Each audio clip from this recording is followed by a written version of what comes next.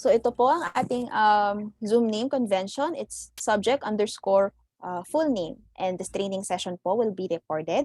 So no worries po if you want to follow up po sa mga mape-present natin na tips. And then kung meron po kayong co-teachers na nag-sign up po for this program as well, please do invite them para po makapagsimula na po tayo.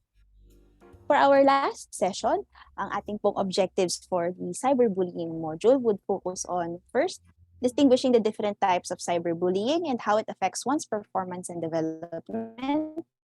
Second, organize action plan that schools teachers can do to prevent cyberbullying and ensure the safety of our learners. And lastly, to raise awareness of the situation of cyberbullying sa ating mga classroom. For our session naman po, for our time slot, nag-start po tayo at 10:10 and hopefully makakatapos po tayo by 12. For our session norms naman po, as reminders, again, first, be open. This is a safe space. Feel free to feel. Ayan, kung may matatap po tayo na discussion mamaya or may topic po kayo na malapit po sa inyong experience as a teacher ngayon po sa ating blended learning modality or naka-experience po ng online modality, okay lang po na share. And we're hoping na everyone, kung ano man po ang narinig natin sa sharing sa ating lang. Next naman po is to reflect. Yeah. Think of your reasons for being with us today. Ano po ang inyong bakit? At sana po makatulong po ang session sa pagpapanatili ng bakit na ito. And last is to share. There are no right or wrong answers. Pwedeng may objective questions po tayo, reflective questions. Feel free to share kung ano po ang naiisip ninyo. And lastly, for our Zoom norms naman, if kaya po ng ating bandwidth, feel free to open your cameras. And again, serving as a reminder, please do mute your mics to make sure na quiet po ang ating environment habang tayo po ay nag-session. And lastly, use the chat box and emojis. Placing again, our reminder na please follow our naming conventions for this meeting, which is subject, ano pong subject ninyo, underscore full name, para po ma-address po namin. Maraming salamat po, Ma'am Joanne, for following it. At sa iba po na nagpalit na rin. Maraming salamat. So ayan, maayos na po ang ating session norms. Pampagising po muna, let's do our opening circle. Para po sa ating opening circle activity, ang ating pong activity ay pinamagatang, what does the following statement mean?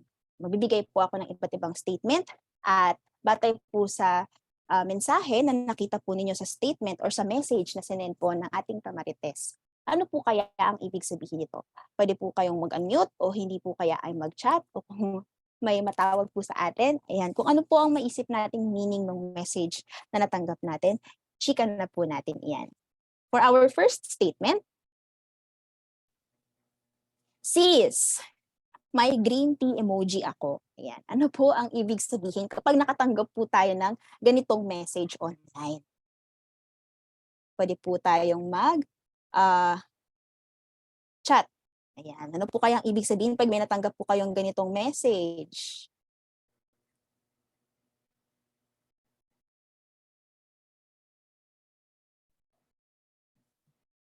Sir Ryan? Alam po ba ninyo kapag may nakatanggap po kayo ng ganitong message, ano po kaya ang ibig sabihin nito?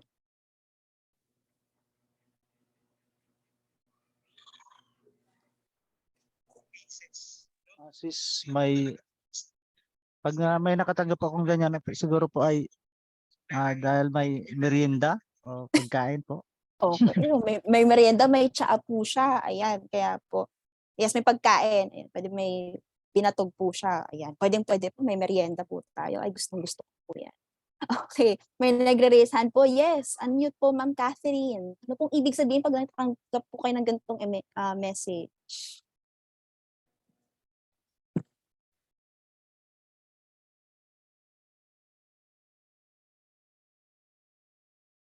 Okay, yes po, Ma'am.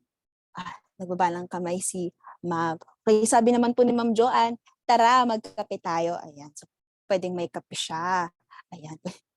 Okay. So, yan, nakakatuwa po ang interpretations natin. Ayan. Sa local, sa online slang po ngayon, ayan, sabi ni Ma'am John Charlene, alam, labas, mga aling marites. Yes. Ang ibig sabihin po nito ay tea. May tsaa ako, mare, may chika ako. So, sis, may tea ako. At ang appropriate response ay, spill the tea, sis. Sabihin mo ang chika mo. Yan. So, yun po yung mga emojis natin ngayon. Next, text. May nag-text. Ayan.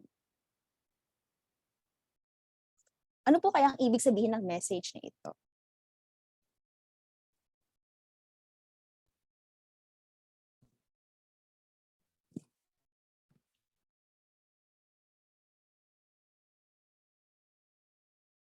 So again, pwede po tayo mag-unmute. Okay, sabi ni Ma'am Pilar, meron pong emergency. Ayan, nararamdaman natin na may sense of urgency ang message na ito kasi may hinahanap siya. Where are you? Ayan. Pero anong emergency kaya ang gusto niyang sabihin? Thank you po, Ma'am Pilar. Ayan. Sabi naman po ni Sir Joseph, I need someone, come on, kasi nandun daw po si crush. Ha, ha, ha. Ayan, correct po, Sir Joseph. Ayan, babasahin ko po. Where are you? I really need someone, sis. Ayan, si sis po, term din po siya for sis or sister. Sis, huhu, ako lang dito sa room, tapos andito si crush. KMN. Ayan, KMN po stands for kill me now. Ayan, pero po siyang emoji na dilat na dilat. So, very kinakabahan siya kasi si crush. Ayan, thank you po. For our next statement naman, anyari sa'yo, girl, natapos lang pandemic, naging bacon emoji ka na. Sayang ka sa true lang. Yeah. Kaya ang ibig sabihin nito.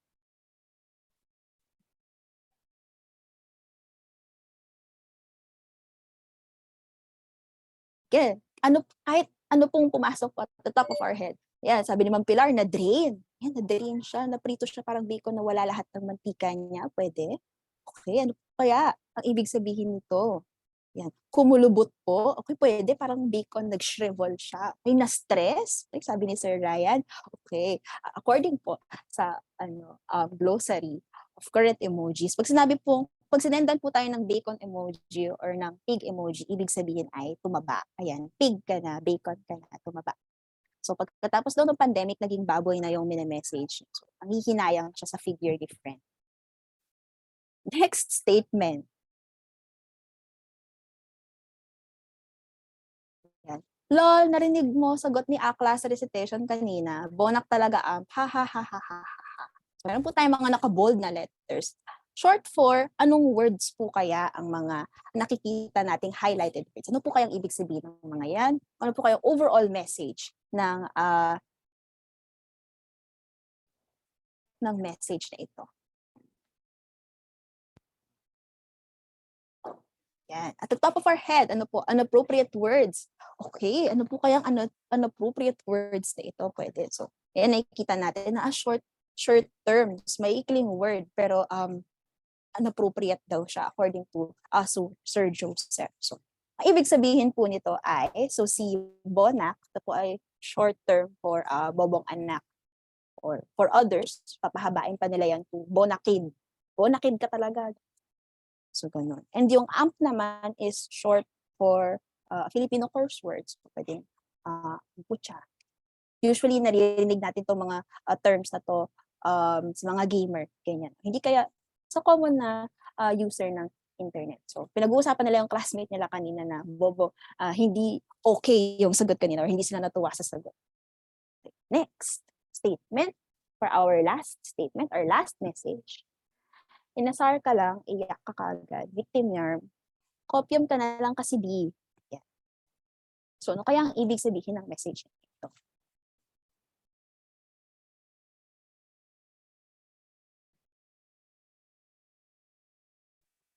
The top of our heads, ano yung copium? Ano po kaya ang meaning nito? Nabasa niyo na po ba yung copium before? Nagamit niyo na po siya na word?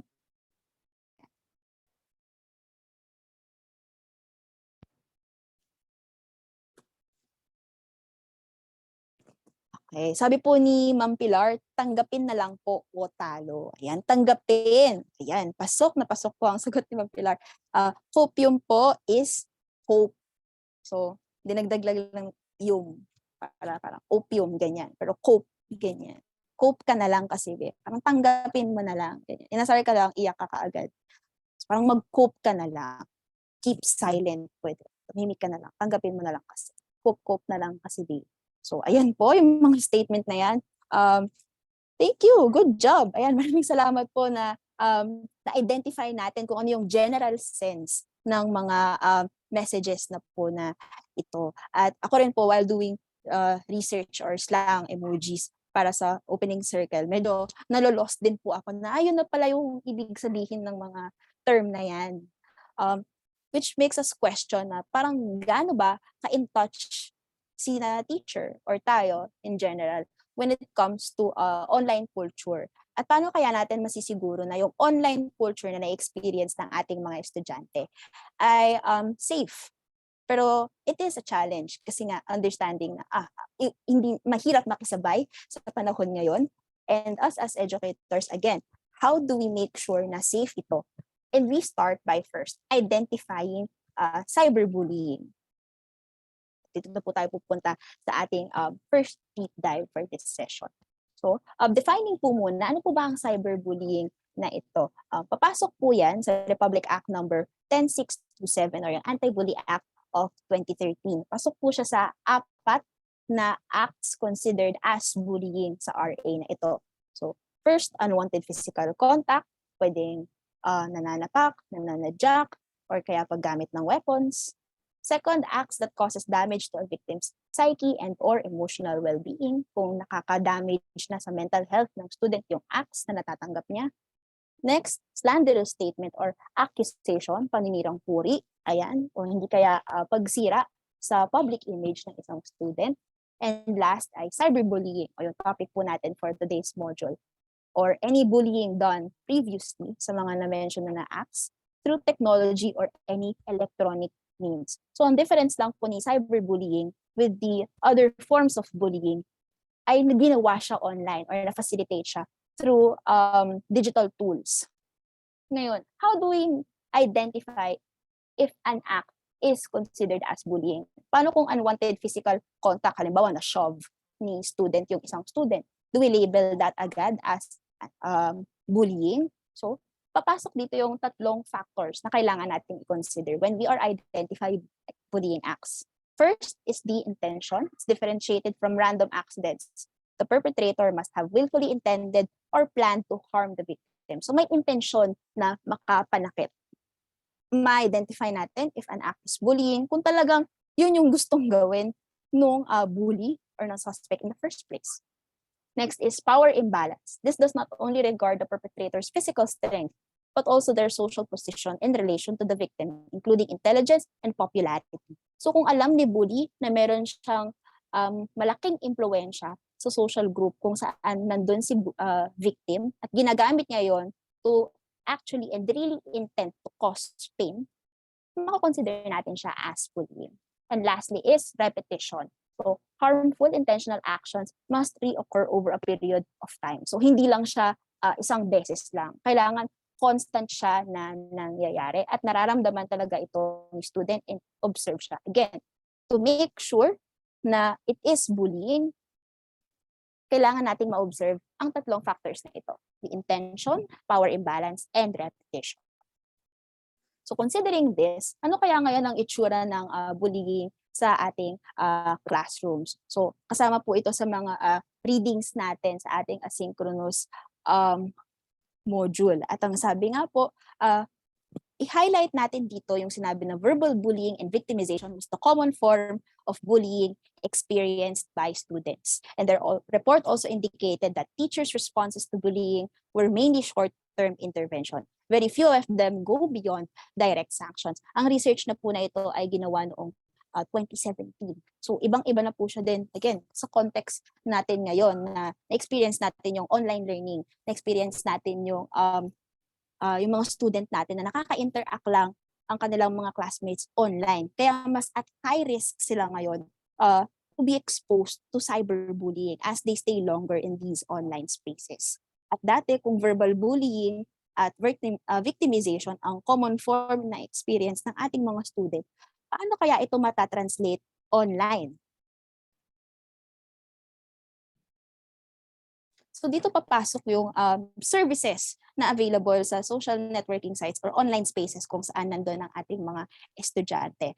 As we all know, very madaling-madali na makontak ng bawat isa yung kanilang mga kaklase kasi available na ang messaging function sa bawat social networking sites. So pwede kang mag-message sa Facebook, sa Twitter, sa TikTok, sa Instagram, or other social networking apps or websites na ginagamit ng ating students. Madaling-madaling mag-send ng message, madaling-madaling magsabi ng something sa kanilang klase, madaling makipag-connect. All of these facilitate free flow of communication. Pero ano kayang types of communication ang na-experience ng students natin na hindi natin nakikita sa ating online classes? Next slide po.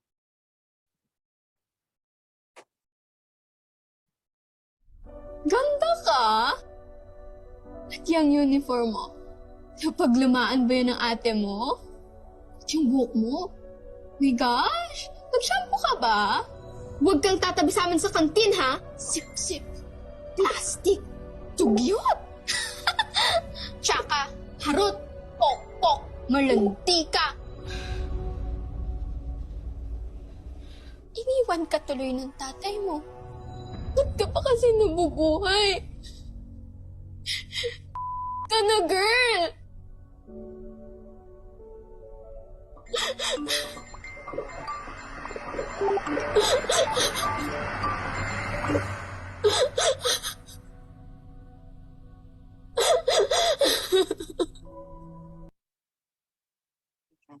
So, ito po ay isang online campaign na mamaya po i-share ko po sa inyo mamaya how to access. So, nakita natin, alam na natin firsthand na talagang severe ang effects of cyberbullying. Pero nangyayari pa rin siya. It still happens within our community.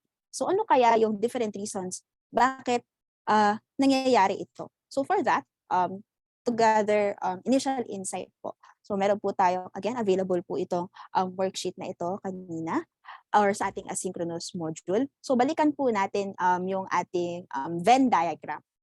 So meron po tayong tatlong spheres, si cyberbully, at si victim, at si shared characteristics. So through our chat po, or please do unmute or raise your hand to share your perspective on it. Ano po kaya ang characteristic ni cyberbully? Ano kaya yung background, yung reasons niya for bullying, thoughts and feelings niya habang ginagawa niya ang acts. Sa ating namang right sphere, si victim, ano kaya ang characteristics ni victim? Ano kaya ang usual na profile niya? Anong background niya, thoughts and feelings habang nangyayari ito sa kanya? And lastly, sa gitna, ano kaya ang shared characteristics or spaces and interactions kung saan nangyayari ang instances na ito of cyberbullying? Okay, pwede po tayong mag-chat at pwede rin po tayong mag-unmute para po kapag sagot po tayo for everyone to hear.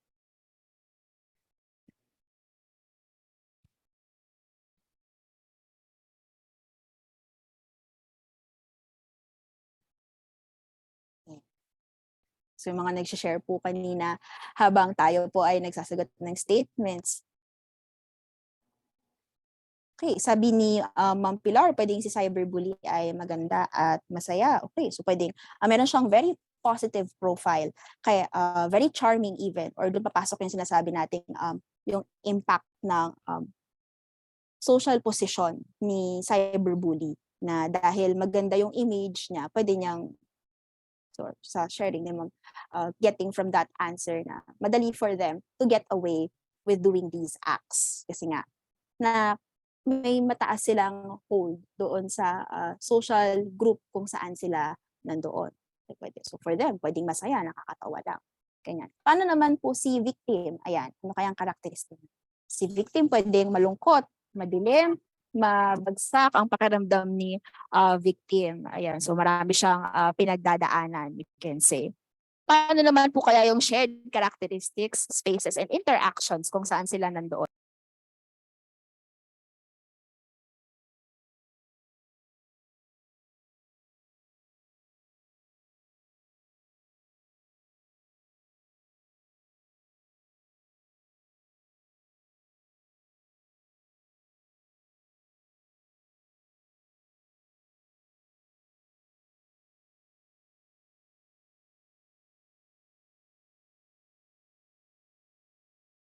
Ayan, katulad ng mga naging sharing kanina. So, nakikita natin, katulad sinabi ni Ma'am Pilar, no, na talagang night and day ang difference between personality ni cyberbully and ni victim. Sabi naman ni Ma'am Jane, cyberbully usually the perpetrator, walang mga magulang na gumagabay sa paglaki, kaya lakas mang bully sa kapwa. The victim can experience depression. Yes. On the shared experience, characteristics, and spaces naman, sabi ni Ma'am Joanne, both of them pwedeng kulang sa attention ng parents. Yes, kasi the reason why present sila in that instance or incident, cyberbullying. Kasi there's someone or merong or the lack thereof of someone na mag-guide sa kanila through these interactions, paggamit nila ng social media at ng devices in general. Sabi naman ni Ma'am Pilar, alam mo ang istorya ng bawat buhay. So, pwedeng sa gitna, meron silang idea na, ito yung experience, ito siya, kilala ko siya sa aspect na ito ng buhay niya. And how, kaya ito yung feeling ko for him or for her. Ito pa siguro sa shared characteristic or space nila. They're both students, members sila ng parehong social clique, pareho sila ng spaces kung saan sila nandun. Pwede same Facebook group, same Facebook page, same classroom, Google Meet, Gmail. Kaya madali silang mag-contact and then interaction sila ay during classes or there might be interactions na hindi natin nakikita. Ayan, maraming salamat po for your answers. So, pag-usapan pa po natin yung tungkol sa experience na ito ng cyberbullying. So, for our next slide po, again, we must define bullying or to parang in a nutshell, cyberbullying is the following. It's device dependent, nangyayari siya online. Number 2, it involves social groups, nangyayari siya kasi may context, may pinanghuhugutan si cyberbully para mag-inflict ng pain. So, malamang sa malamang, they might know each other in a certain context. And lastly, influenced by network privacy and anonymity. So, pwedeng may instance na okay, pwedeng magkakilala sila, pero because it's online, it's the internet, may chances na naiiwasan na magkaroon ng repercussions or may experience ni bully yung consequences of doing these violent acts. Kasi protected siya by anonymity or hindi siya kilala. So, going back naman doon sa isa sa mga materials shared sa ating asynchronous module is the Spotify podcast, What Do We Know About Cyberbullying and What Can We Do About It? So, mako-condense natin siya into 4 points. Number 1, the internet allows perpetrators to be more anonymous and removed, which amplifies the intensity of the aggression. So dahil hindi na-experience ni bully or hindi niya nakikita sa physical sense kung ano yung pinagdadaanan ng classmate niya or ng victim niya at hindi siya actively nakakatanggap ng consequences sa ginagawa niya dahil let's say na siya ay anonymous, no? So, halimbawa sa Twitter, madaling magpalit ng handle or hindi kaya for other social networking sites like Discord, madaling magpalit ng pangalan online. And dahil dyan, hindi sila na-hold accountable sa ginawa nila kasi they can easily say na, hindi ako yan. Next, bystanders to cyberbullying are less likely to step in and help. Nagiging bystander sila or nagiging accessory sila sa act of cyberbullying kasi hindi naman nila alam na cyberbullying na pala itong nangyayari. Akala ko nagbibiroan lang tayo. Pero hindi nila, again, nakikita in physical na nasasaktan na pala, may psychological scarring na pala yung nakakatanggap ng joke, yung victim. Kasi for them, again, akala nila, it's funny, it's a game. So, hindi sila tumutulong to stop it. Next, cyberbullying can be hard to escape. Again, katulad nung sinabi natin kanina, nangyayari ang cyberbullying in shared spaces. So, paano kung required talaga si student na sumali sa group chat na yun or sa group message na yun or sumali sa isang online class kung saan siya ang target ng tuksuhan. So, hindi siya makaalis. And another factor is, it's the internet. Kailangan niyang gumamit ng internet. It's hard to say na, huwag mo na kasi siyang pansinin, i-block mo na kasi. It's everywhere. Part na ng daily living natin, ang access to online sites. Kaya, may hirapan talaga sila to escape it. And lastly, cyberbullying is incredibly isolating, especially for cases na pwede may hold si victim or si bully na evidence or screenshot or joke against that victim. So ito si victim, instead of sharing na binubully ako, hindi niya masabi kasi ma-open up yung thing na embarrassed siya about. Or for students naman, if it happens online, tapos si parent or si teacher, hindi ganun ka well-versed with how the online culture is, hindi nila maiintindihan kung ano ba yung sinasabi ng victim. Or parang online lang naman yan, joke lang naman yan, anak. Anong gagawin ko dyan? Ganyan, ganyan. So, ano ngayon ang magiging result nito? Anong mangyayari nito? Katulad nga ng sabi ni Ana Maria Chavez, an American attorney and community leader, unless and until our society recognizes cyberbullying for what it is, the suffering of thousands of silent victims will continue. So as long as hindi natin alam how to really address ang mga incident na ito, may hirapan din initially yung student or yung victim to talk about it kasi hindi nila alam paano tatanggapin ng kanilang community or ng kanilang group yung yung incident na ito as it happened. Kung open ba yung culture na rin.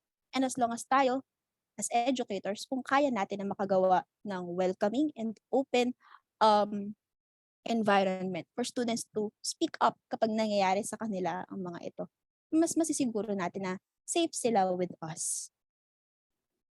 So ngayon, we have defined or we have naintindihan na natin what cyberbullying is initial. Ayan, mag-deep dive pa tayo ulit. And let's understand, ano na ba ang context ng cyberbullying ngayon during the pandemic. So we are watching a news clip noong 2021. So nangyari siya during kasagsagan ng online classes. Grade 7 student Kyle now only gets to see and talk to his classmates online as schools shift to distance learning amid the COVID-19 pandemic. But there are times when conversations in their group chat turn to insults. Ang na-experience ko lang po ang pangangasar, bayot, laki po yung ulo. Kyle says this didn't happen when he used to attend face-to-face classes. Di po naririnig ng teacher. Mapapag-guidance pa po kami. These incidents prompted Kyle's guardian to strictly monitor his social media account. Pagkatapos ng online class nila, gagawin namin, check na lang namin lahat ng sa social media accounts niya, yung mga nakapollow siya o yung mga sa mga classmates niya kasi mahirap ngayon eh. The Department of Education and the Child Protection Network expect a spike in cyberbullying incidents with a shift to online learning. There may be a difficulty sa pag-differentiate between personal time and learning time. So baka mag-spill over yung bullying doon sa online learning. Yung environment niya nag-shift lang, pero yung mga tao involved parehas din. Yung mga risk factor sa buhay niya is the same, whether it is online or it's in the school setting. A clinical psychologist believes cyberbullying could have greater impact on a child compared to face-to-face bullying. The platform is accessible to all. The magnitude and the exposure can add up to the psychological damage of the form of bullying. Child rights advocates stress the importance of educating parents and students on what constitutes cyberbullying and how to report them. DepEd's child protection policy defines cyberbullying as any conduct of a student towards another through electronic means like texting, email, or internet that results in harassment, intimidation, or humiliation. The DepEd in 2012 mandated the creation of a Child Protection Committee in all public and private elementary and secondary schools to identify and address incidents of cyberbullying and other violence against students. The agency expects to issue before the end of November a supplemental policy on child protection in the context of home-based learning. The supplemental guidelines will also include options for intervention amid community quarantine restrictions. DepEd reminds parents to also be more vigilant against cyberbullying. Vivian Gulia, ABS-CBN News.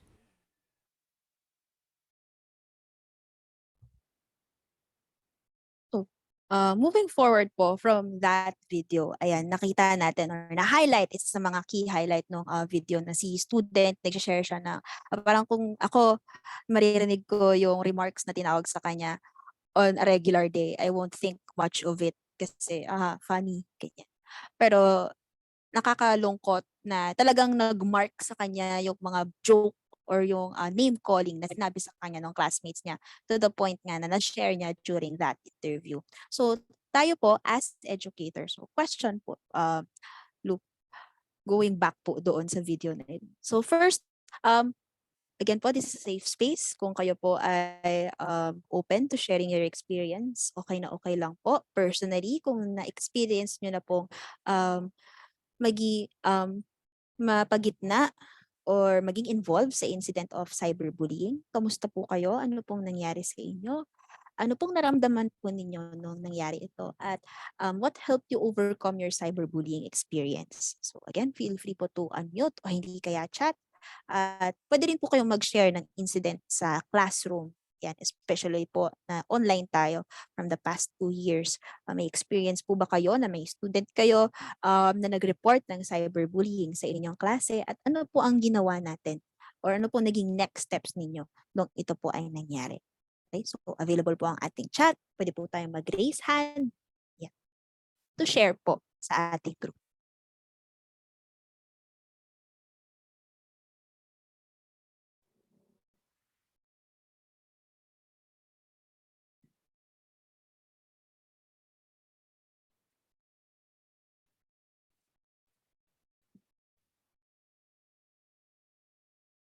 Baka may experience po kayo, Ma'am Jan. Kaya Sir Dave, baka may experience po kayo. Ayan, yes po. Again, feel free po to unmute and share. Yes, Ma'am Faye. Yes, Ma'am Faye. Good morning po sa lahat. Good Mag-share lang morning po ako ng yung nangyari po sa amin dito po sa excuse me, sa school po namin. Ano po kasi ako, guidance designate lang po ako. Hindi po ako guidance counselor, designated lang po. Tapos nangyari po sa amin sa grade 7 kasi hanggang ngayon may group chat pa rin po kasi. Updated po kasi dapat. Ang nangyari itong batang to, grade 7 pa lang nag-aano sila, meron silang boyfriend ba, ganun. Tapos naghiwalay. Iniwalay ng isa yung boyfriend. Inapunta sa kabila. Parang ano po ba?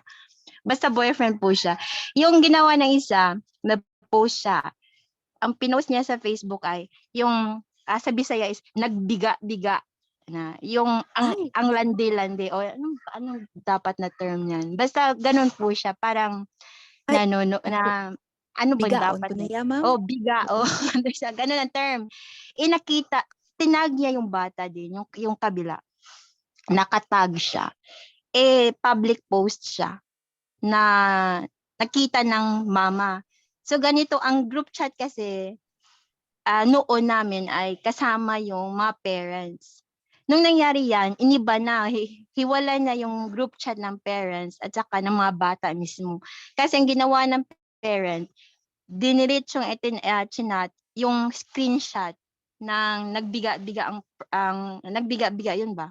Pero may pangalan talaga. Sinend yun. Nagkagulo lahat kasi 66 messages na lahat. Dami na. Yung mga parent ang nag-aaway, hindi yung bata, mga parent.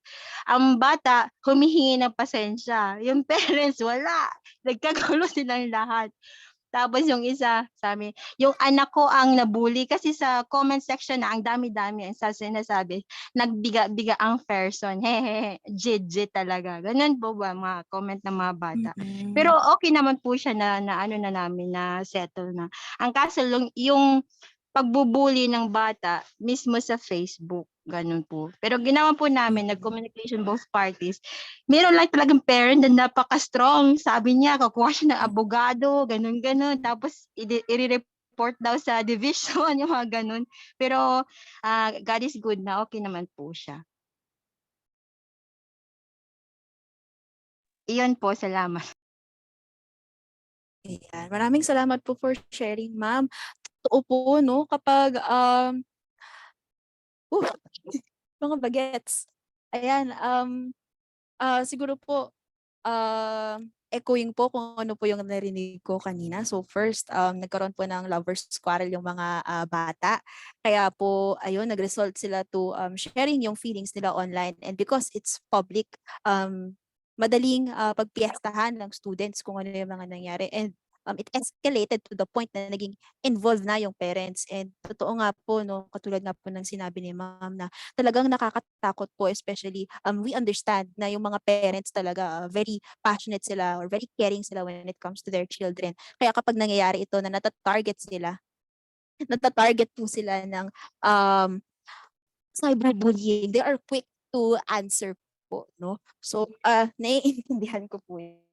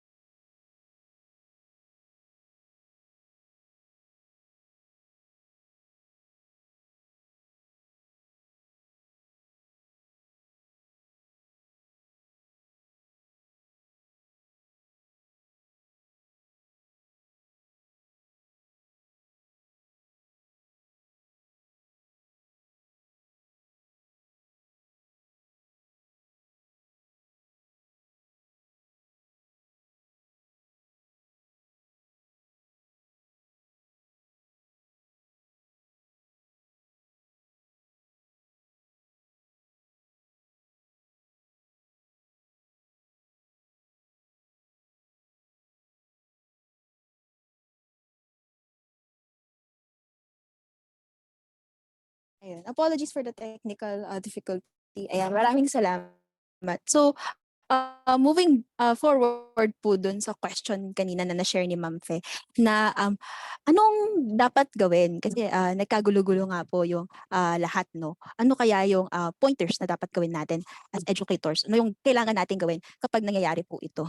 Ayan. So may nagsabi naman po na may mga instances na during pandemic, sabi ni Ma'am Catherine, hindi lang students ang nakaranas ng cyberbullying, pati teachers nakaranas din ng cyberbullying.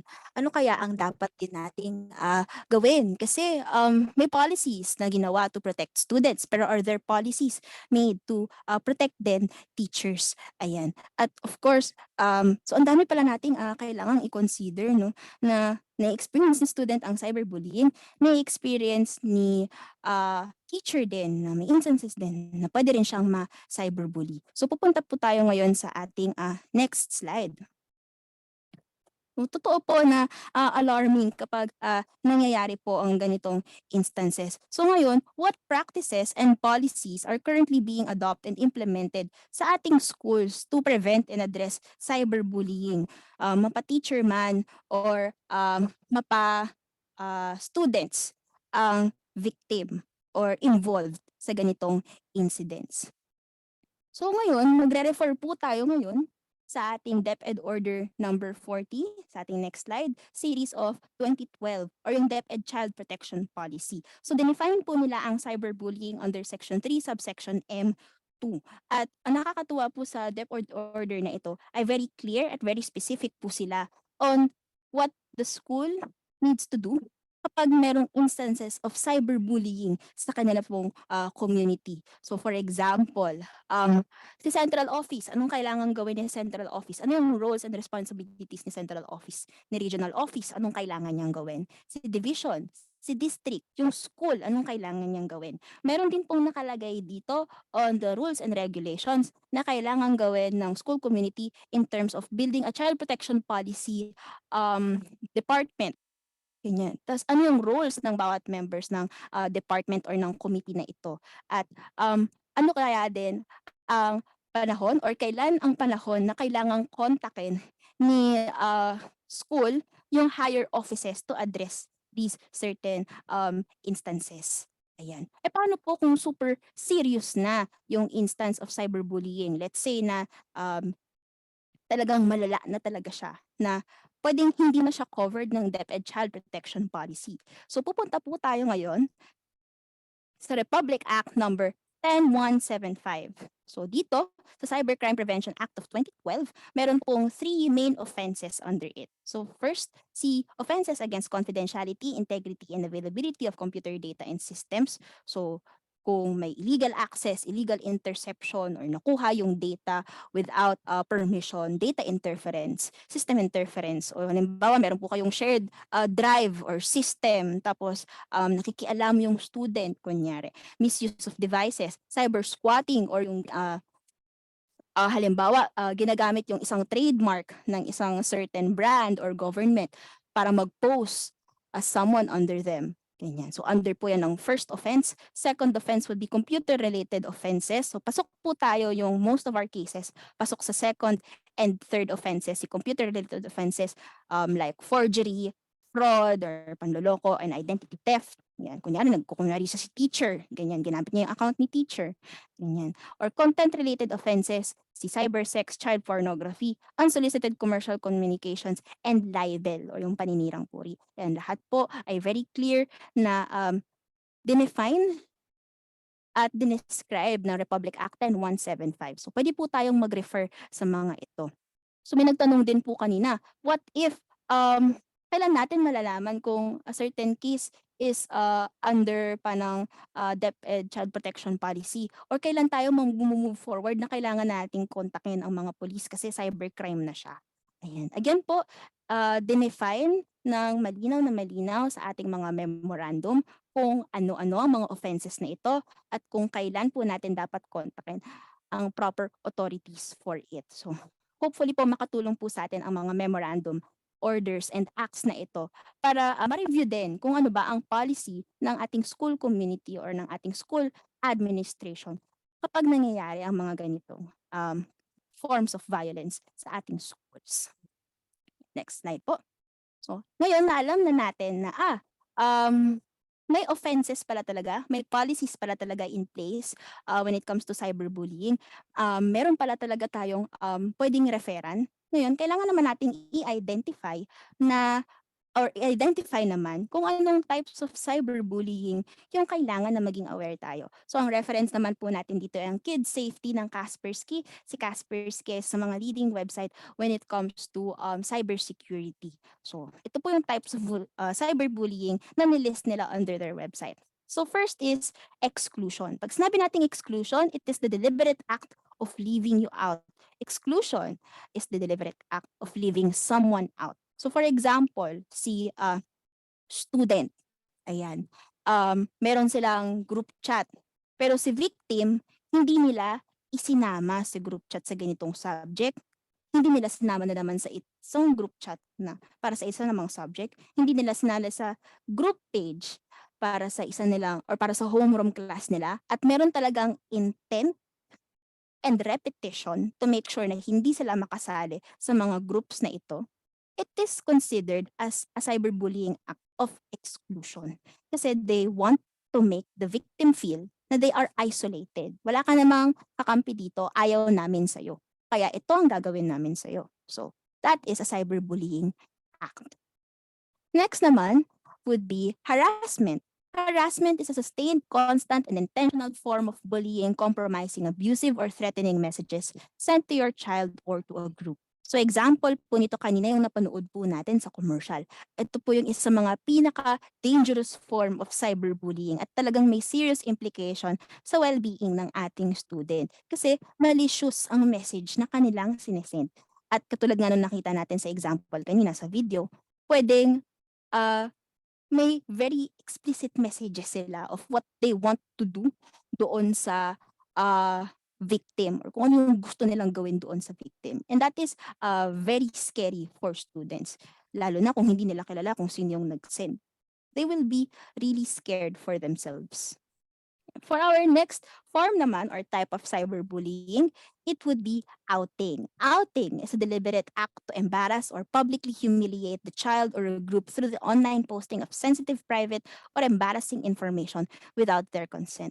Okay, for example, may shinare si student during a classroom session, and it is a very confidential kind of information. Let's say na shinare yun ni student sa class, pero yung classmate niya, nilabas yun kung ano yung shinare niya from the class to a different platform. So that is a form of outing. Again, the deliberate act to embarrass or publicly humiliate. Parang, ay, pinost niya kasi he thinks it's funny. They want to make fun of the person na focus nung post na yun. And that is a cyberbullying act. Again, akala natin na first, it is funny, but then again, or trivial lang siya. Pero napakaseryoso pala nitong mga ganitong forms or acts of cyberbullying.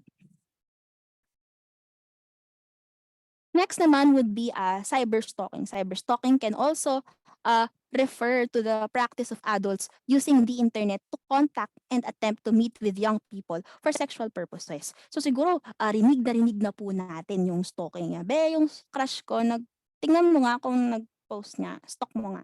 Ayan, so pwedeng for kids, it is very casual kasi titingnan lang naman. And it's online, it's public.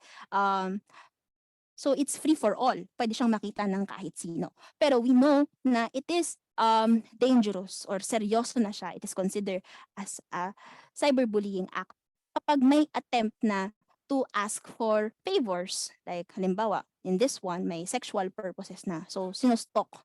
Ganyan. Kasi may sinustalk nila kasi gusto nilang parang minamanmanan nila yung tao. And yung attention nila is not welcome for that person. So it is a cyberbullying. And it can lead to very serious consequences. Next naman po is raping. Raping is the combination of the words Facebook and rape. Raping is when somebody logs into your social networking account and impersonates your child by posting inappropriate content in their name. For example, si bully, meron siyang Facebook password ng kanyang victim. So ang ginagawa niya, nagpo-post siya ng inappropriate content gamit yung personal account ng student na yon. Pwedeng for them, again, it's funny, bakit Facebook lang naman? Pwede namang i-delete yung post pagkatapos. Kaya hindi nakikita nung victim na may ganun pala siyang post. Pero we must remember na screenshot is possible. Pwedeng i-screenshot yung pinost niya na kunyari. Hindi niya naman pala pinost ng bully niya. And pwede yung gamitin against them. So, si student ngayon, si victim, kapagkakamalan na, ay, parang hindi naman talaga ganito yung ugali mo. And it is very serious. Katulad nga nung nakita natin sa example kanina, siguro nakikita yon ng ibang teachers na magugulat tayo. May student na magpo-post na member siya of a certain gender group kahit hindi. Pero dahil victim siya of raping, pwedeng magamit yon as label against them kahit hindi naman nila ina-identify ang sarili nila as that gender identity. So, example po yon of raping. Next naman po would be fake profiles. Fake profiles can be created in order for a person to hide their real identity with the intention of cyberbullying your child. So, ito yung mga tinatawag nating poser, kunyari. So, halimbawa, si bully, gumawa siya ng fake account para kunyari, ginamit niyang profile yung crush ni victim. Tapos, nagsasend siya ng romantic gestures kay victim. Tapos, si victim, pwedeng dahil akala niya siya yung tao na to, so nag-share siya ng personal information. At ito naman si bully, ginagamit niya yung personal information na yun, pwedeng within that social group, pwedeng sa online, bigla niyang sasabihin na ganyan ka pala ha, o hindi kaya pwedeng i-share niya, i-outing niya naman doon sa mga classmates nila in a different platform. So that is also very dangerous for them. Kasi nagkakaroon ng trust si student na mag-share ng kanilang feelings at ng kanilang identity or ng kanilang personality, tas malalaman nilang niloloko sila. It really damages their psychological process. At next naman po would be dissing. Dissing is the act of sending or posting cruel information about your child online to damage their reputation or friendship with others. Ayan, pwedeng dito papasok yung nag-send siya sa'yo ng personal message ng nararamdaman niya about a certain person. Pero pinost ito ng kanyang friend with the intent na gusto niyang magkasiraan kayo ng person na pinag-uusapan nyo. So that is an example of dissing. It can be a screenshot, ganyan. Tapos, for kids, pwedeng sabihin nila, ay, ang cool, nakakuha siya ng tea about this person, may screenshots pa siya. Pero, it is, again, damaging kasi imbis na mapag-usapan sana ni student yung kanilang issues. Dahil na-diss na siya, may nag-share na ng cruel information about them, hindi na nila maayos yung kanilang issue or hindi na makokorek sana yung misunderstanding nila. And that is, again, very damaging. Next naman po would be trickery. Trickery is the act of gaining your child's trust so that they reveal secrets or embarrassing information that the cyberbully then shares publicly online. So hindi siya katulad nung sinabi natin kanina na sa fake profile kasi it's under a guise of a specific person. Ngayon naman, sa trickery, they presented themselves as someone who is very trustworthy. Kinaibigan nila yung victim nila. Tapos pagkatapos, ayan na, shinare na nila yung mga dapat sana sa atin-atin lang. So again, si student, magkakaroon siya ng false sense of security, mabibreak na yung trust na nila at ayaw na nilang makipag-connect or mag-build ng connection with anyone at all. Kasi na-trick na sila before. Next naman po would be trolling. Trolling is the deliberate act of provoking a response through the use of insults or bad language on online forums and social networking sites. So katulad nung binigay na example kanina ni Cher na bigaon, for the bigaon ang person, ha ha ha lol XD. Example siya of trolling kasi may use of insult or bad language. Tapos for them, again, it's funny. Pero if you are someone na pinapatungkulan ng pagiging biga and i-explain mo na, or you want to explain yourself na hindi ako biga, hindi ako ganun, ganyan. And it is very hurtful for them to prove themselves kahit na wala naman silang ginawa at all or hindi pa clear kung ano yung issue in the first place. Pero for the bystanders, oh, it's funny. Ang sarap niyang gawa ng chismis. Ang sarap makisali. Kasi trending. Kasi nakakatuwa. Kasi hindi ako kasali dyan. At hindi ko nakikita yung victim kapag umiiyak siya sa gabi hawak yung phone niya. And I don't suffer any consequences for it. So, trolling.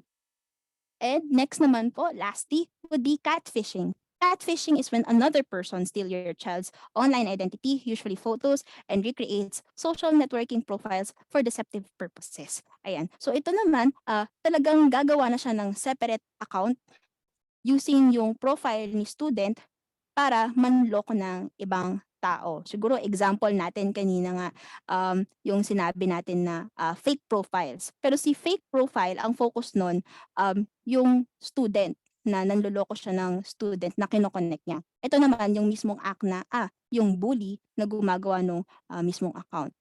Usually it is scary kasi especially with catfishing, pwedeng gusto nilang mag-establish ng relationship with a different person o hindi kaya may access sila dun sa identity ng student at ginagamit nila yon pwede to attack a different social group.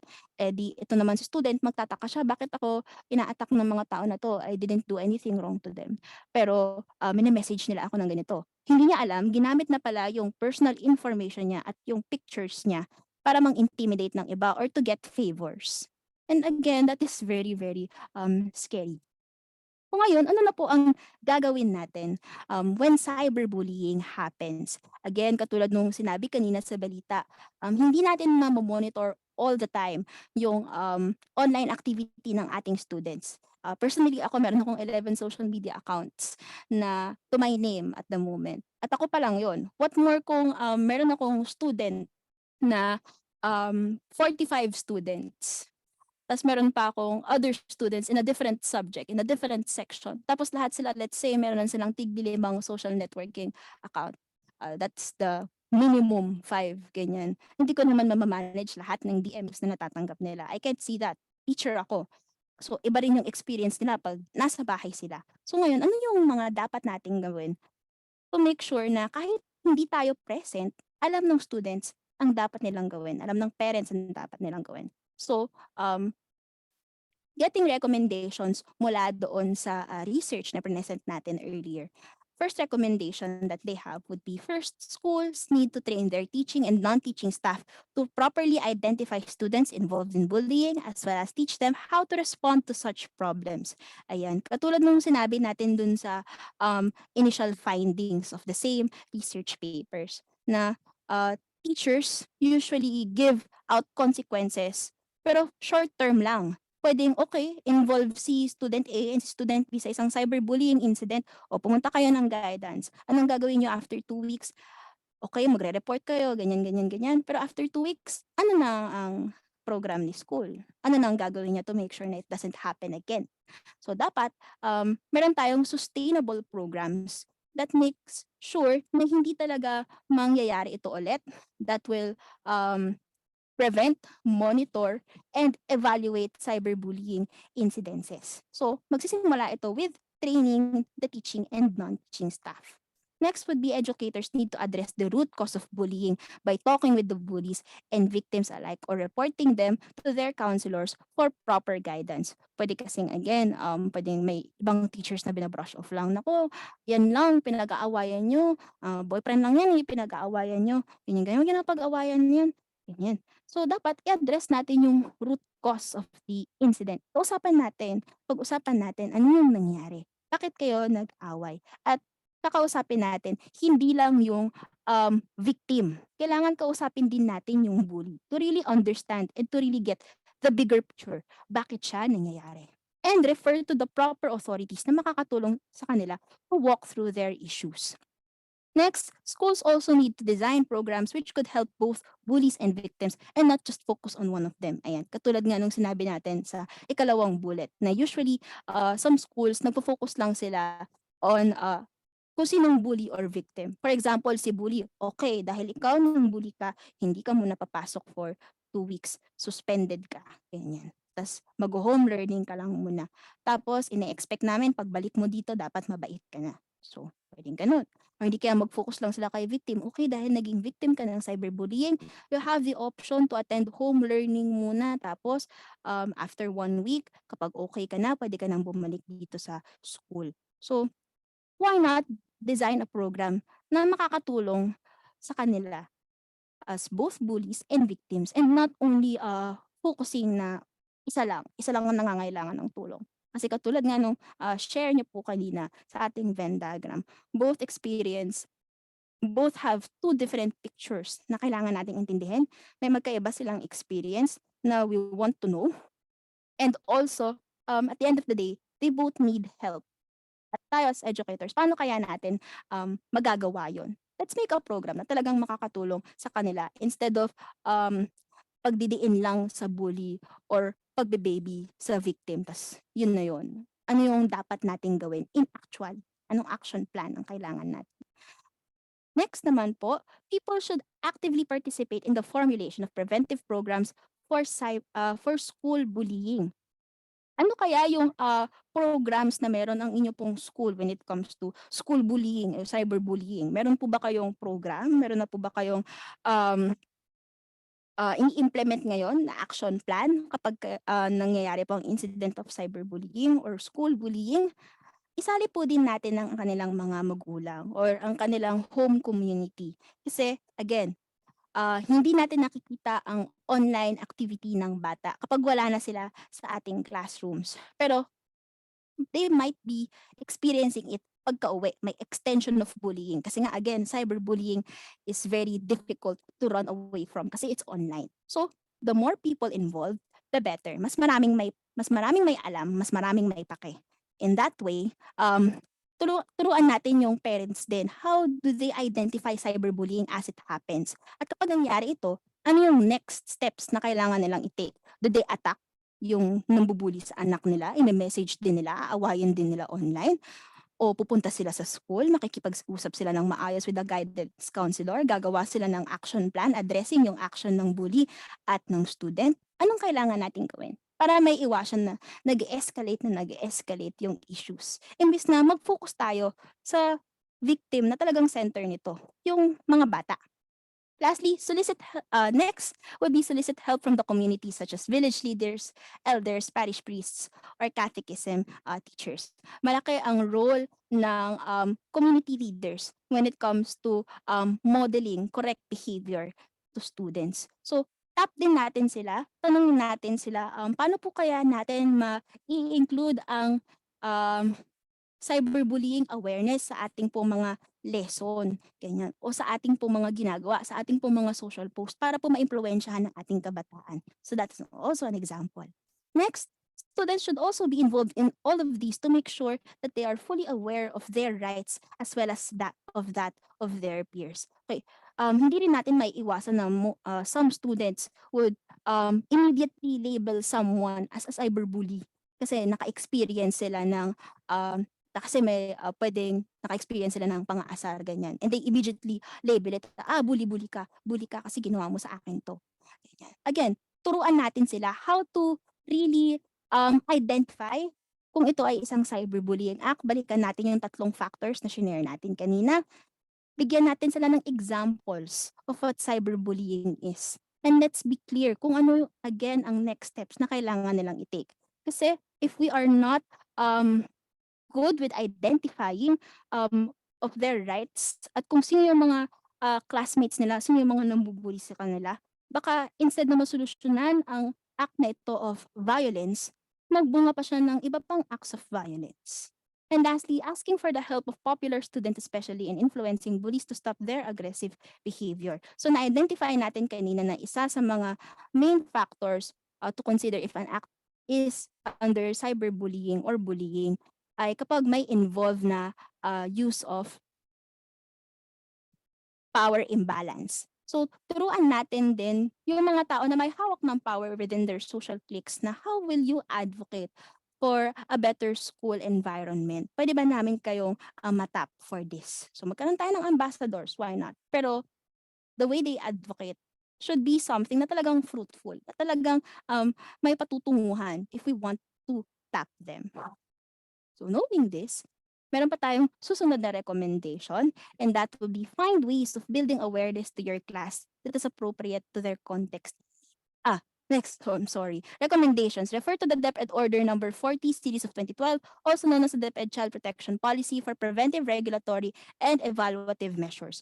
Katulad nga po nung sinabi natin kanina, talagang nakakatakot kapag hindi natin alam kung ano yung dapat nating gawin, ano yung action plan na dapat nating gawin kapag meron tayong incidences of cyberbullying. Kasi it's new. Ito nga pong DepEd Order number 40 series of 2012, 2022. Parang it's done 10 years ago. Pero matagal nang may internet.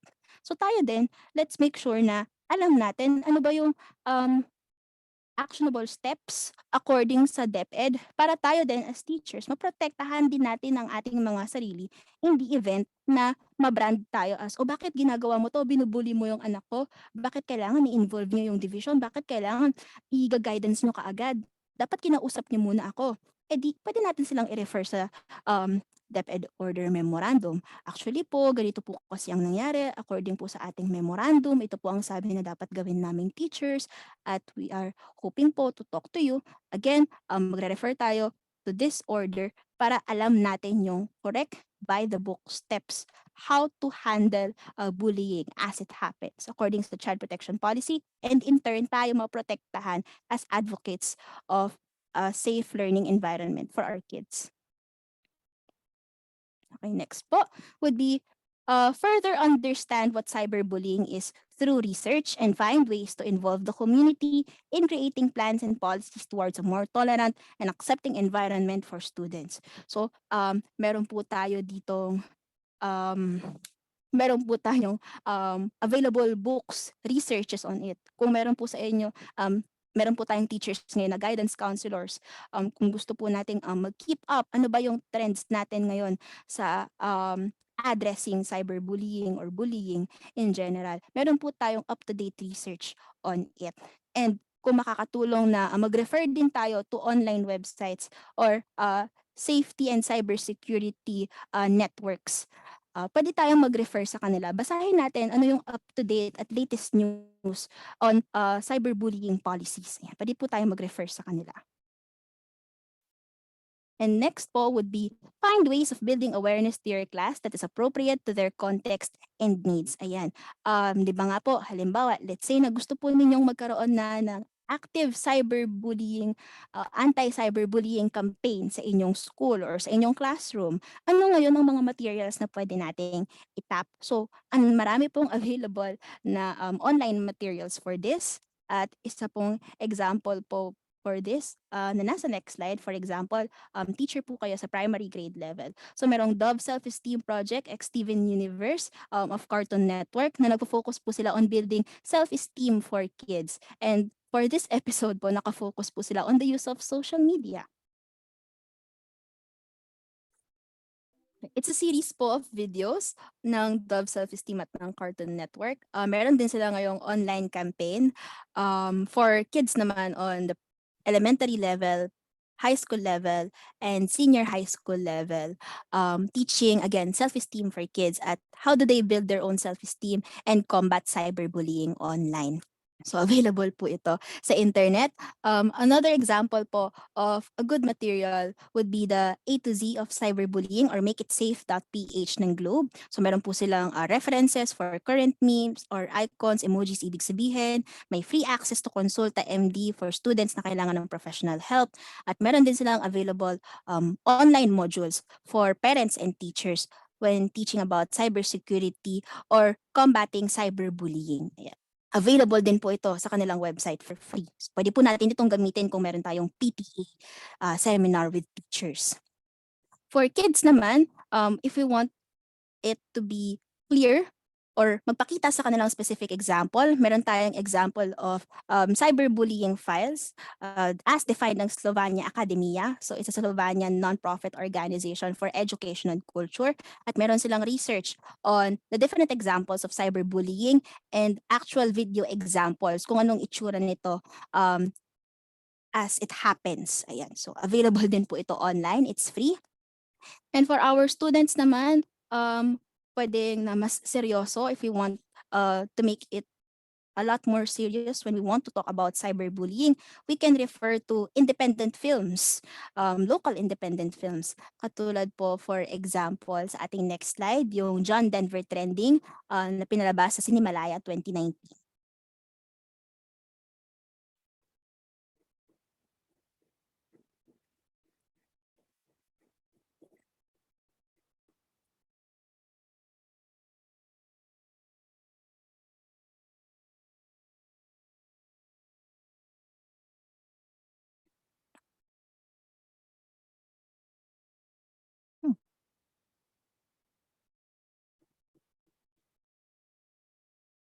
At itaas ang kanang kamay at sabay-sabay nating bigkasin ang panatang makabayan. Himig ko ang Pilipinas, aking lupang sinilangan, tahanan na aking lahi. Pinupok ako at tinutulungan, maging malakas ang sitaw at lahat. Dahil mahal ko ang Pilipinas, nilibig ko ang bayan ng mga magulang. Ang aking bata may pilas-pilas tapos kinahilana. Ayun si John Denver. Ay, si Eden, nagmamang ng gato. Hoy! Bakit na?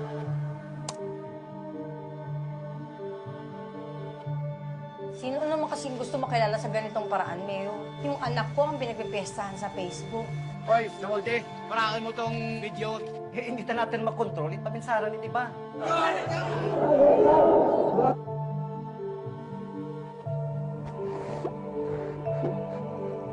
Layas kayo, layas. Layas kayo, layas. Kayo ang pinagtabuyan, layas. Ano, hay? Naganap na lang kayo ng mahirap na masisisi? Mahirap lang ba ang pwede magnakaw ng iPad?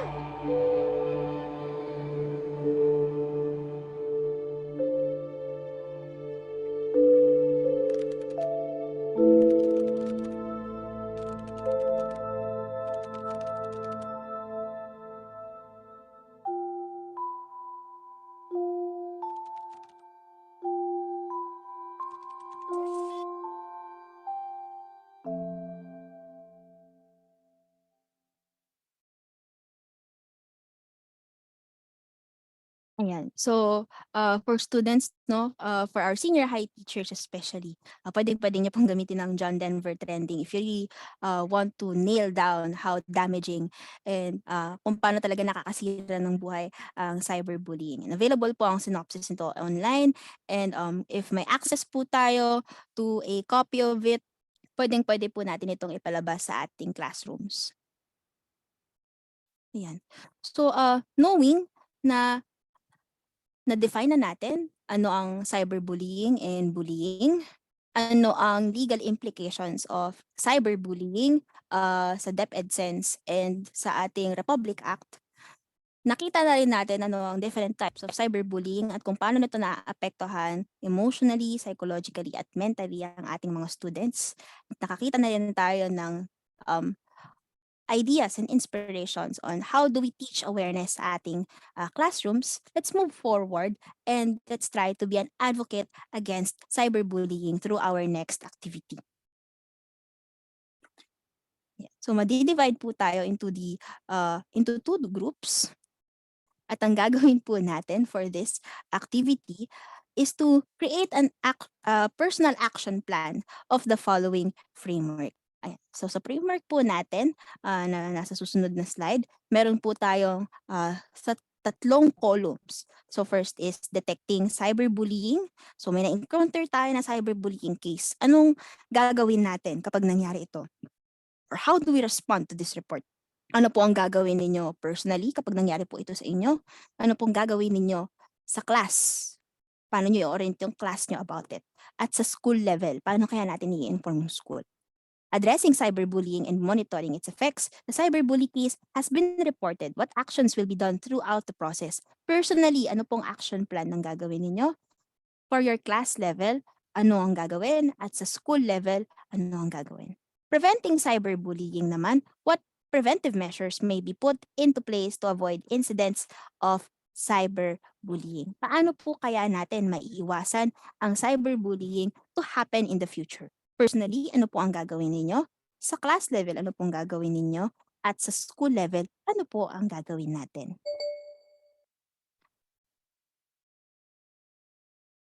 Okay. For our guidelines, each group must be able to create a personal action plan using yung presented framework natin sa naunang slide. After creating the action plan, they must be able to explain, demonstrate how they will implement it in the context of their current classes. So, importante po sa part na ito ng ating talakayan ang mag-collaborate po on doing this. And lastly, groups aside from the presenter must be able to give their feedback and additional insight on how they can integrate the activities the presenter shared into their subject area and modality. Kami nakalimutan si presenter na you want to add or to further improve ang kanilang action plan, how do we do it? Ayan. So, magbibigay tayo, mag-feedbackan po tayo later on. And to help us monitor and evaluate ang ating action plan, magre-refer po tayo ngayon sa 7 C's of teaching. So meron tayong personal support, nakikitaan ba ng care? Ang personal plan na ginawa ni teacher, nag-confer, na-encourage niya ba ang value of other students' ideas and views? Nakaka-captivate ba ito? Nakaka-engganyo ba ito ng ibang students? Clear ba ang action plan? Madaling maintindihan? Consolidate, help students integrate and synthesize key ideas. Again, sabi natin kanina, no, let's involve other people when we are making our plans. Ano kayang perspective ng parents and students ang pwede nating idagdag sa ating action plan? Sa academic press naman, challenge ba natin ang ating students to really combat cyberbullying in their spaces? At sa classroom management naman, magiging paano natin ito ituturo sa ating student? Paano natin i-introduce sa kanila yung plan in general?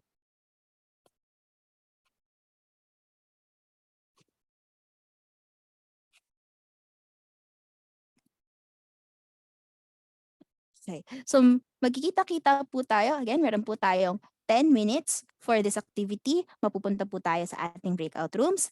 Available po ang template ng ating activity sa chat. Sinend na po ni Miss Elaine. Ayan. Available po ang link sa ating chat box. Makikita niyo po siya doon. And we will see you in 10 minutes.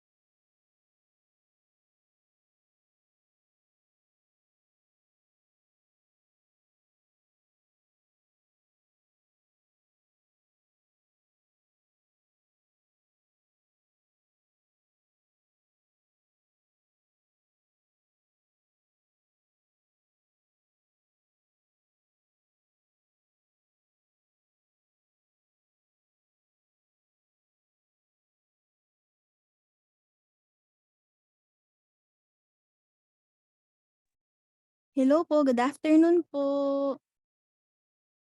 Pero ang ginawa po Mhm. namin yung nandun na kasi talagang event.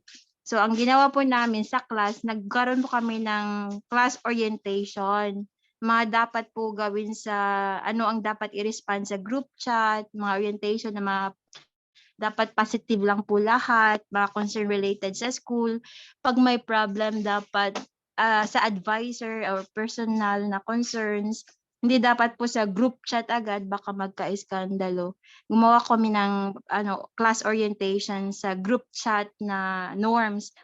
Tapos sa addressing naman po sa cyberbullying monitoring its effects, yung mga bata po na involved, nagkaroon po kami ng parent-teacher student communication. Lahat po ng involved doon, nagkaroon po kami ng communication at saka settlement. Tapos yung sa preventing cyberbullying naman po doon ay hindi lang ang ginawa po namin, hindi na lang po siya class. Per advisor po, nagbigay po ako, makakatulong nga po ito ang ano niyo, ang inyong seminar. Napakaganda po ng mga PowerPoint presentation. Ang ganda po ng content. Pwede pong i-share sa mga co-teachers ko po.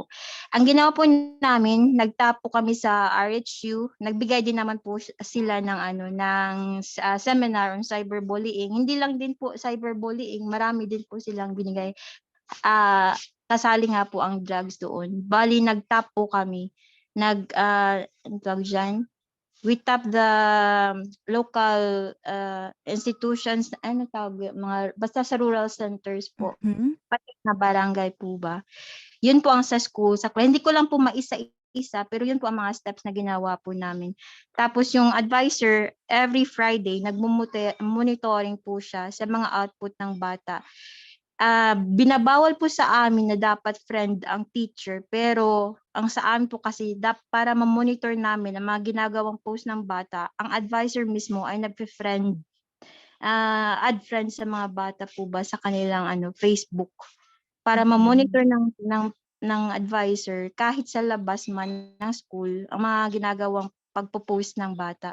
Kasi kapag nagkakaroon ng problema, babalik din naman po sa school. Gano'n po siya. Opo.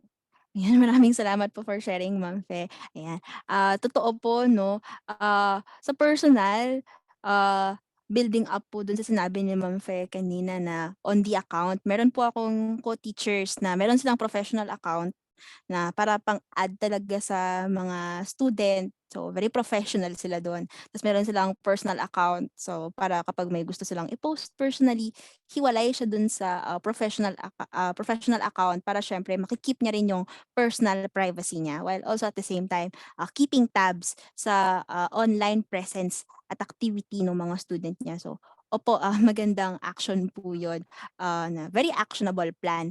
At again, nakatulong din po na tinatap natin yung mga communities natin. Katulad po ng shinare niyo po na yung barangay, alam po nila, nagsasalita po sila on the importance of cyberbullying or the importance of awareness against cyberbullying. And also, katulad nga po nung pinag-usapan natin na mas maraming nakakaalam, mas maraming may pakialam. And in that way, naiintindihan din ng students kapag may involved na authorities outside school na ay seryoso to kasi may ibang tao na na-involved. Hindi na kami-kami to. Maraming concerned about it. So dapat ako din may pakialam ako. So yan, maraming salamat po Ma'am Fe for sharing yung totoo pong actionable plans po na ginagawa po ninyo at ng inyong school community at the moment. Ayan, sana po nakakuha din po ang ating ibang attendees po on how they could also improve yung current school policies natin on addressing cyberbullying and its implications.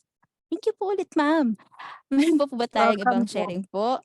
Thank you po, ma'am. Ayan, meron pa po ba tayong ibang sharing po about our outputs or our thoughts po about the detecting cyberbullying, addressing cyberbullying, and monitoring it, preventing it in a personal, class, and school level?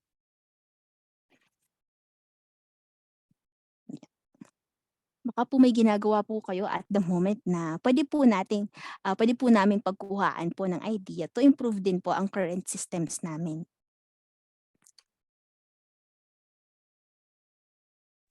Ako po, ma'am. Ayan, thank you po, sir. Sige po, sir, feel free po to share. So may nangyari po sa akin doon sa ano sa aming group chat na kung ano-ano yun po yung mga sinesend sa kanilang mga classmate na hindi naman maganda, no.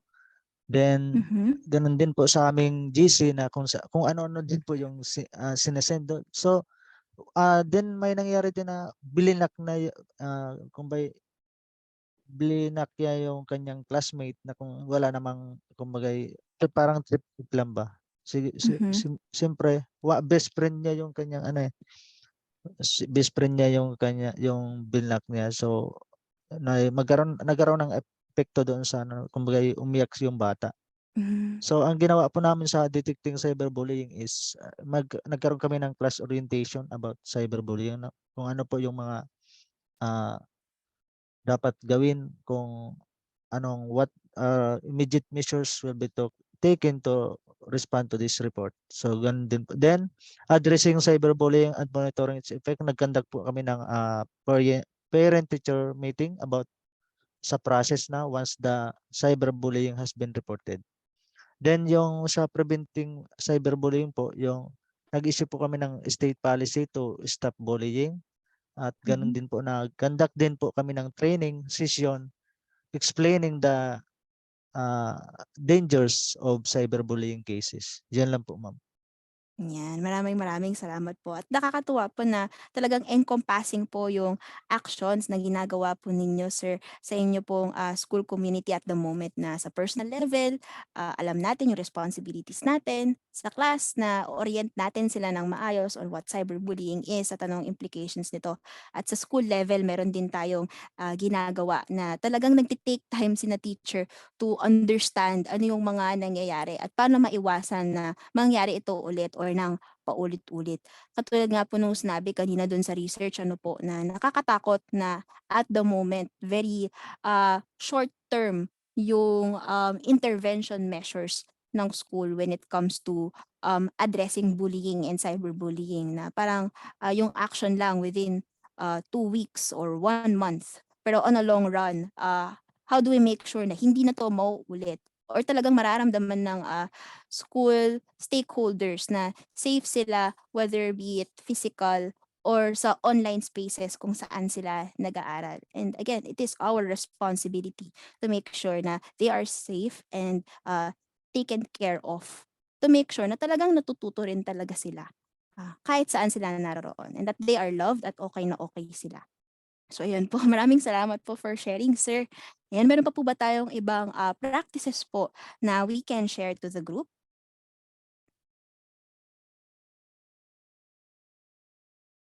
Yan, feel free lang po to unmute or raise hand. Yes po, Ma'am Jane. Hello po, ma'am. Good morning sa lahat. Good morning po. Ma'am, in our school, bali, ma'am, yung class, yung personal class at saka school, iisahin ko na lang po. Yung po. So, in our school, ma'am, we have our face-to-face and online.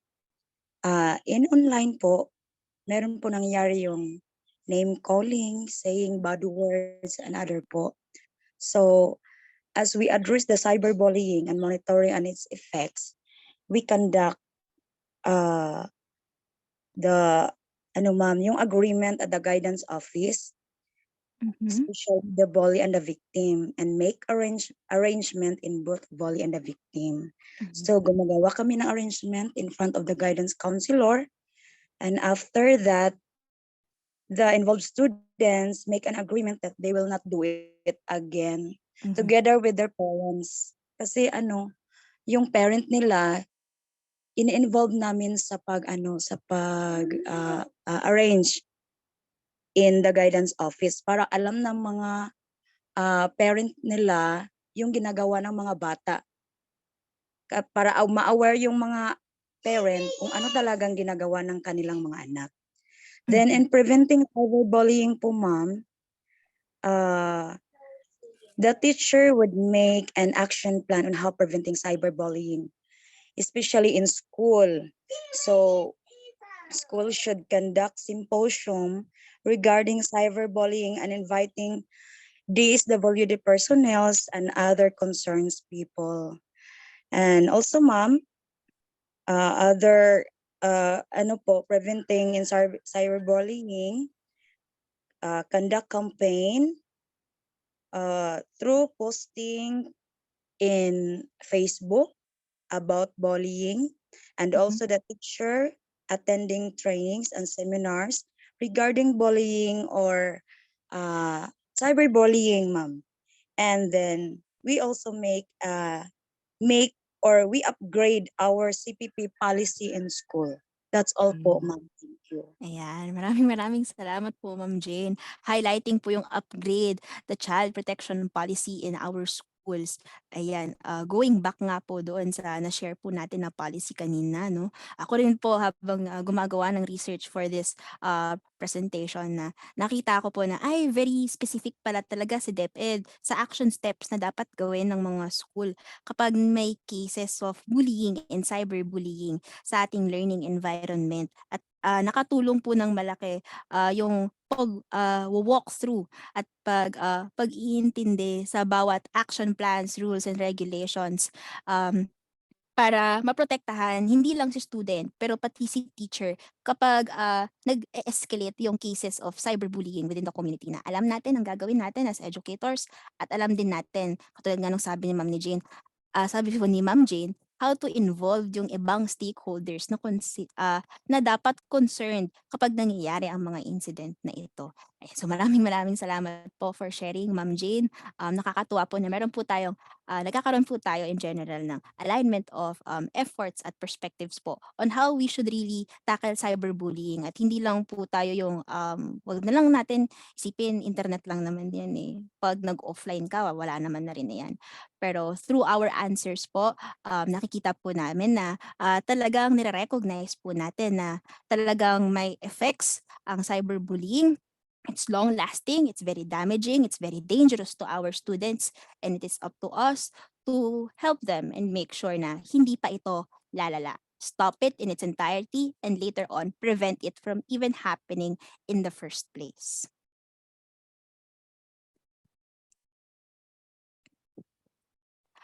Ulit po, maraming salamat po everyone for sharing at good job po for a job well done. We are hoping na nakatulong po ang sessions at ang ating framework to making sure na we make a very safe learning environment for our students, may it be physical or online learning spaces. So, good job po. At before we close our session po, meron po ba tayong questions? In regards po sa ating topic, meron po ba kayong gustong i-raise sa group na about the session or current experience po sa inyong school community?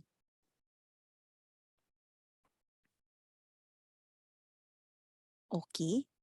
Sabi ni Ma'am Joanne, none po. Thank you po, Ma'am Joanne. Okay. Certification of completion po, meron po ba? Yes, dito po papasok ang ating final reminder. Please do answer po our Module 3.4 training survey para po sa attendance in this link. Ayan, nasend na po ni Miss Elaine po sa ating chat. Ang link na po na ito. Please do answer our feedback form and do expect po na makakakuha po kayo ng certificate of completion for this module. Again po, maraming salamat po for everyone na nakasama po namin all throughout the whole high-teach sessions mula Module 1 hanggang Module 3 or sa mga iba po na talaga pong nagko-commit ng inyo pong Saturdays for this. Maraming salamat po at kami po sa Teach for the Philippines and ADB, masaya po kami na nakasama po namin kayo throughout these sessions. Natuto po kami sa inyo and we are hoping na matapos man po ang session na ito, may-utilize pa rin po natin ang ating Facebook groups, may-utilize po ang ating offline modules, recordings at reflections para po talaga sa pagsuporta po ng pagtuturo at pagkatuto ng ating mga mag-aaral sa ating mga classroom. Maraming salamat po for being with us at congratulations po. Ito na po ang ating last module. We're looking forward na makita po namin kayo sa mga susunod na session. Thank you po. Ayan, so before we close the meeting po, we are asking po for everyone to open for our cameras para po sa ating documentation and final class picture. Sino po, Ma'am Fe? Kamusta po kayo? Ang ganda po ng background niyo, Ma'am. Sa labas po ng bahay. Napakalamig Salamat po sa tingnan. lahat. Ay, salamat din po sa lahat, Ma'am. Ay po, Ma'am Joanne. Ayan. Kung kaya po ng bandit natin, please feel free po to off cam. Final class picture na po ito. Opo. Ayan, sige. Mukhang mahina po ang internet ng Opo. Smile Pero okay po lang tayo. po. 1, 2, 3.